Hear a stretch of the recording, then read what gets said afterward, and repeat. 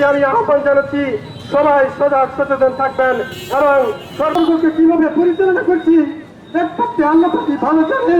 Jail করেছে কতটি অপবাদ, কতটি নিষ্কৃত। হত্যাকাণ্ডের সময় আমার বাবা চাকরিতে কর্মরত ছিলেন। তারা অতি সাধারণ পরিবারের সন্তান ছিল। শারীরিক ও মানসিকভাবে অসুস্থ, শারীরিকভাবে বিপদগ্রস্ত। বিভিন্ন বড় বড় কর্মকর্তা কর্মচারী উপদেষ্টা মন্ডলী যারা আছে তাদের কাছে আমাদের করজোর অনুরোধ, আমাদেরকে সুষ্ঠু তদন্তের মাধ্যমে আমাদের চাকরিতে ফিরিয়ে দেন। আমরা কেন আছি? আমাদের তো কষ্ট হয়, আমাদের কষ্ট আমরা কোনোদিন অপরাধ করতে পারি না, কেন কেন আমাদেরকে আজকে জেল খাটতে হবে? কেন আমরা পৃথিবীর কাছে আমরা কলঙ্কিত থাকবো?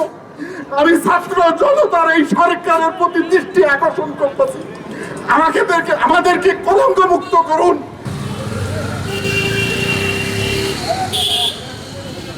আজকে পুরা বাংলাদেশের 18 কোটি লোক সবাই জানে যে বিডিআর নির্দোষ ছিল, এদেরকে অন্যায়ভাবে অবিচার করেছে।